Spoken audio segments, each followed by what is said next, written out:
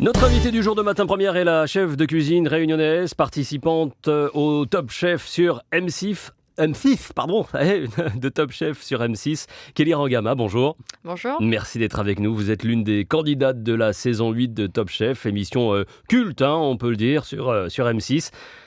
Ça s'est bien terminé parce que l'enregistrement est terminé. Ça s'est bien terminé pour vous? Il va falloir continuer un petit peu à regarder pour savoir si c'est terminé ou pas. Est-ce que j'ai en face de moi la gagnante? Peut-être. Secret. Il faut continuer à regarder. Il faut continuer à regarder. Bon, ça se passe bien? Vous étiez contente de ça cette... Ça s'est très très bien passé, très contente, expérience enrichissante. Et si c'était à refaire, je le referais. Ouais. Difficile. Difficile, oui, c'est quand même énormément de pression, faut pas se le cacher. C'est vrai que quand on est derrière son écran et qu'on voit l'émission, on se dit bon, easy, on peut le faire. Oh non, ouais. on se dit pas easy, on sent quand même... En tant que cuisinier, on se dit d'accord. c'est abordable, on peut. Mais une fois qu'on est sur le plateau, c'est vraiment deux choses complètement différentes. Pour expliquer à nos auditeurs, l'émission est déjà enregistrée en boîte, finie, et là on suit au fur et à mesure l'avancée de vous, de vos concurrents et j'espère que vous êtes allés loin. Vous avez été formé chez Ferrandi, école supérieure de cuisine française, vous êtes devenu chef au Boutari, un restaurant gastronomique dans le quartier de Saint-Germain-des-Prés, c'est ça? Complètement, oui. Et depuis, vous avez posé vos couteaux au restaurant La Fable à Paris. Est-ce que c'est grâce à l'émission, tout ça? Non, c'est pas forcément grâce à l'émission. Le ça projet, coïncide. les deux se succèdent, oui. Ouais. Mais c'était pas forcément c'est pas Top Chef qui m'a donné une ouverture à la Fable, pas du tout. D'accord. Est-ce que Top Chef vous a apporté quelque chose aujourd'hui? Est-ce que, Top Chef m'a apporté énormément déjà sur un point de vue professionnel, point de vue personnel évidemment, parce qu'il y a eu des rencontres formidables qui se sont faites avec d'autres cuisiniers. Avec des grands chefs aussi? Complètement. On a eu l'opportunité de travailler auprès de quasiment que des chefs étoilés et aussi pas étoilés, parce qu'il n'y a pas que ça non plus dans la vie. Et puis beaucoup d'ouverture aussi, point de vue outre-mer et principalement avec La Réunion, où j'ai eu pas mal de demandes d'interviews et de petits reportages pour mettre l'île en avant, évidemment. Et puis c'est ce que je recherche aussi un peu dans ma cuisine, de mettre un peu les produits locaux, parce qu'on a une richesse quand même importante à La Réunion. Faut le mettre en avant, faut pas le cacher. Et c'est vrai que dans ma cuisine, j'essaie de mettre ça en avant. Et aujourd'hui, c'est vrai que je suis pas mal sollicitée pour essayer de représenter un petit peu, entre guillemets, La Réunion. Et j'ai l'impression que vous en êtes fière de cela. Oui. Vous répondez très favorablement. Je vous ai contacté sur Facebook, faut le dire. Et très rapidement, vous m'avez répondu. Enfin, très spontané. Oui, je suis contente parce que je pense que La Réunion a besoin. On a eu quand même pas mal de péripéties avec ces histoires de requins, avec cette économie locale qui tourne un peu au vinaigre.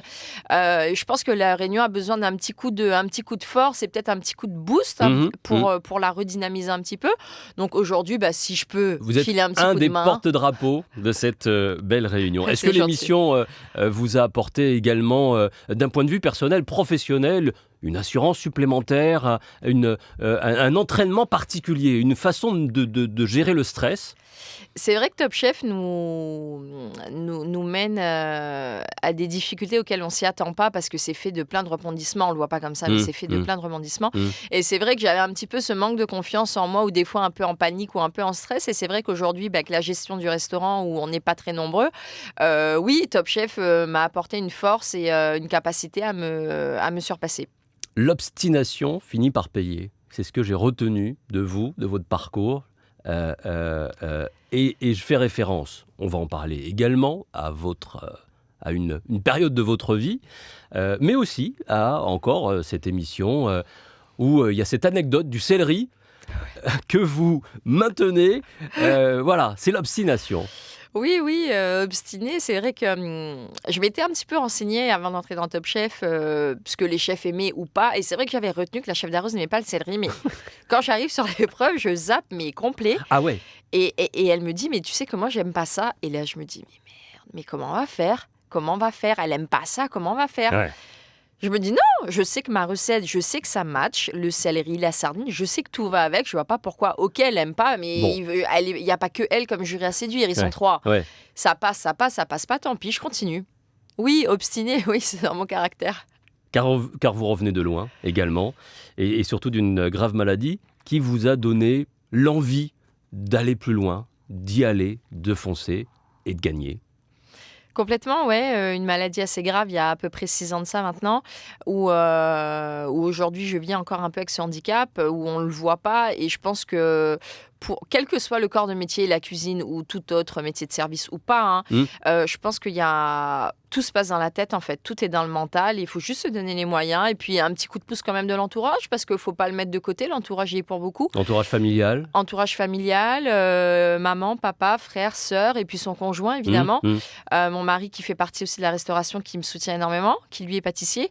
Oui, je pense que faut pas perdre espoir, tout est dans le mental, tout se joue avec le mental. Vous faites un parcours plutôt honorable, mais c'est pas terminé, car le souhait, on l'imagine, pour un chef, c'est l'étoile, c'est le restaurant, enfin, on en reparlera. Qu'est-ce qui vous a donné envie de cuisiner et qu'est-ce qui vous plaît dans ce métier? L'envie de cuisiner, j'ai envie de dire qu'elle vient de mon papa, qui est plus là aujourd'hui, mais je pense que sans le savoir, il m'a transmis un peu sa passion. C'était déjà un fin gourmet, à l'époque. Un papa réunionnais qui cuisine? Un papa réunionnais qui cuisine très bien et pas que de la cuisine réunionnaise. Ouais. Il était super branché cuisine asiatique et je pense que sans le savoir, il m'a transmis un peu cette passion. À La Réunion, on sait très bien comment ça se passe. Le dimanche, c'est le repas local, le repas familial. Faut se lever, faut aller aider, faut éplucher les oignons, l'ail, piler, le gingembre. Ouais. C'était un peu ça le dimanche et ben c'était Bibi qui s'y collait. Puis tout doucement, je pense qu'il m'a emmenée vers cette passion, mais sans s'en rendre compte. Est-ce que vous avez eu l'occasion de cuisiner, d'exercer votre profession à La Réunion, ou c'est lorsque vous êtes arrivé à Paris en fait? Et quand je suis arrivée à Paris, je me suis lancée dans la restauration. J'étais pas du tout partie dans ce corps de métier-là. Pas eu l'occasion encore de montrer un peu ce savoir-faire à La Réunion. Pas du tout. Qu'est-ce que vous avez gardé de votre Réunion natale dans votre cuisine d'aujourd'hui? Ce que j'ai gardé dans ma cuisine aujourd'hui, qui vient de La Réunion, je mets énormément en avant les produits locaux. Donc, j'ai un dessert phare avec l'ananas Oui. Victoria, la mangue José, le combava, les fruits de la passion de La Réunion. L'île Intense qui fait partie de votre carte, nouvelle carte d'ailleurs, au Oui, restaurant tout à La fait. Fable. Oui. L'île Ouais. Intense, qui est en fait un clin d'œil au volcan, tout simplement. Le dessert est fait en sorte que c'est un montage en fait un peu avec du volume. On vient verser une crème anglaise coco et ça représente l'explosion du volcan, La Réunion, qui est considérée comme l'île Intense. Ouais. Ouais. Et, après, j'ai regardé le reste de la carte. J'ai pas beaucoup vu, alors peut-être que je me trompe, après c'est dans les saveurs, les tonalités, on va dire, réunionnaises ou ultramarines d'une façon, ou exotiques. Est-ce que on est, même quand on est originaire d'ici ou d'ailleurs, on est tenu quand même à une cuisine codifiée? Alors, Lorsqu'on est dans un grand restaurant parisien du 7e arrondissement Alors, je vais dire que la difficulté, en fait, quand on est originaire des îles, enfin, difficulté, je ne considère pas ça comme une difficulté, mais j'ai envie de dire le point un peu difficile à ramener dans la cuisine gastronomique française. À La Réunion, même aux Antilles, dans les îles d'outre-mer, on mange quand même une cuisine épicée et assez relevée. Faut pas se leurrer, le français, c'est un petit peu compliqué de lui amener un petit peu cette tonalité épicée.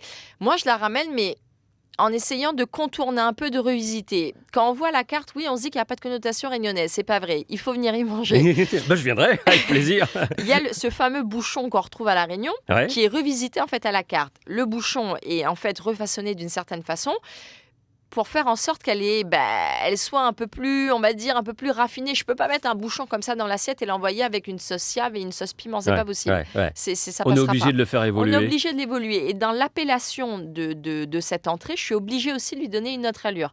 Il y a ce fameux rougail d'acatine qu'on mange à La Réunion avec le riz cantonais, qui est à la carte avec un riz de veau salsifé. Ah, d'accord. Mais il s'appelle pas rougail d'acatine. Rougail d'acatine, il s'appelle condiment cacahuète. C'est juste ça, c'est Où les formules. est-ce qu'il est? J'ai la carte sous les yeux. Le condiment cacahuète, d'accord. Avec le riz de veau, vous avez tenu d'ailleurs à imposer, si j'ai bien compris, si j'ai bien tout lu, votre carte en arrivant dans ce nouveau restaurant. Vous avez voulu refaire votre carte. Oui, complètement. Ça a été compliqué et difficile parce que arriver après un chef et tout changer comme ça, entrée, plat, dessert. Mais je voulais vraiment qu'il y ait ma signature et qu'on puisse me reconnaître à travers la carte. Certes, je suis française, mais je suis quand même réunionnaise à la base. Il faut qu'on puisse sentir un petit peu ces notes, on va dire, tropicales. Alors, des influences réunionnaises, bien évidemment. Est-ce que vous avez d'autres influences ultramarines dans la cuisine? Influence ultramarine, non, parce que On va dire que le premier jet sur cette première carte, j'ai voulu faire quand même assez facile, des choses simples. Là, on va changer la carte dans 2 semaines. Je vais essayer de mettre en avant pas forcément que des produits de la Réunion. Je vais aussi essayer de travailler sur Madagascar. Madagascar qui propose quand même des très beaux produits. Faut pas oublier la langouste, faut pas oublier les belles crevettes que nous offre Madagascar. Donc, je vais essayer de m'exporter un petit peu vers ce côté-là, là, sur la nouvelle carte dans à peu près 2 semaines. On dit que c'est l'un des plus beaux métiers, mais l'un des plus difficiles également. C'est vrai que c'est, oui, après, quel métier n'est pas difficile, j'ai envie de dire. Bon, c'est vrai que le métier de cuisinier est dur physiquement parlant, moralement, il faut savoir encaisser, il faut savoir gérer. Après, moi, je me dis que si on est passionné, la difficulté vient au second plan. D'accord. Vous en avez tout le look. Vous êtes venu c'est le tablier, on dit, blouse. Oui, le tablier. la veste et La le veste tablier. et le tablier. Le petit pansement sur le doigt qui prouve bien que vous êtes entaillé le doigt aussi. Exactement, juste avant de venir. Vous avez tout l'attirail, tout le positionnement. Qu'est-ce que vous voulez apporter à la cuisine française? Si vous deviez ou pouviez apporter quelque chose, est-ce que... Mais j'aimerais vraiment créer une union entre la gastronomie française et la Réunion. C'est vraiment je pense que ce sera l'objectif final. Je pense que la Réunion offre un panel de produits, j'ai envie de dire merveilleux, c'est top. Il y a tellement de produits de qualité, mais je pense qu'on ne l'a pas forcément encore mis en avant. J'espère pouvoir en fait prendre ces produits, les retravailler sans en enlever le goût et lui donner un aspect gastronomique. J'espère y arriver, on verra. D'accord. Vous avez été sollicité pour venir travailler, faire des prestations en Outre-mer, à La Réunion en particulier? J'ai été sollicitée il y a 2 ans pour un poste, pour un nouvel hôtel qui s'est ouvert à La Réunion. Et puis, ça ne s'est pas fait. La vie privée a fait que. Et puis, je pense qu'il y a encore un petit peu de choses à voir ici à Paris. Et puis, peut-être après, finir et pourquoi pas ouvrir un restaurant à La Réunion. Et continuer d'évoluer, j'imagine que vous vous perfectionnez. Vous êtes jeune et que vous avez encore tout l'avenir devant vous pour encore progresser? Complètement, l'évolution toujours en perspective, sinon on s'ennuie, j'ai envie de dire. Sinon, moi, je m'endors, c'est pas intéressant. Est-ce que le rêve d'un chef cuisinier, c'est forcément une étoile? Est-ce que c'est le vôtre?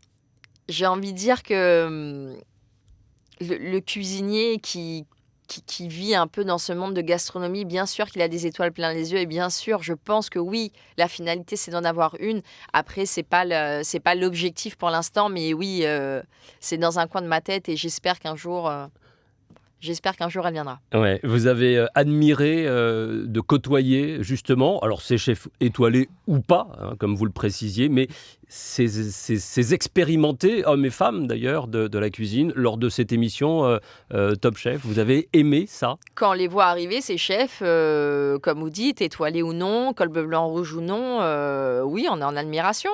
J'ai envie de dire, c'est comme un enfant devant une glace, quoi. Enfin, c'est la même chose. C'est exactement la même chose. De par leur travail ou de par leur respectabilité, on va dire de par leur travail, de par leur savoir-faire, et puis de se dire que tout est réalisable, que Paris ne s'est pas fait en un jour. Faut se donner le temps, faut se donner les moyens. Et puis, par rapport à tous les petits conseils qu'on a pu avoir des chefs, on a quand même une reconnaissance parce qu'au final, les chefs nous disent t'es un super cuisinier, t'es top, continue, t'as quelque chose en toi. Enfin, je pense que c'est pas du blabla, je pense que c'était pensé et que c'est véridique. Donc, au final, oui, une grosse admiration, envie de faire comme eux. On ne sait pas, on verra. Mais envie à leur âge, d'avoir leur niveau. Ouais. Merci beaucoup, Kelly Rangama. On va suivre en tout cas votre parcours toujours dans cette aventure télévisée de Top Chef. Sinon, dans la salle de restaurant où vous êtes actuellement. Merci beaucoup d'avoir été avec nous. Merci. Je vous souhaite bonne chance. Merci de votre humilité, de votre gentillesse. Merci à vous de m'avoir reçu. À très bientôt. Au revoir.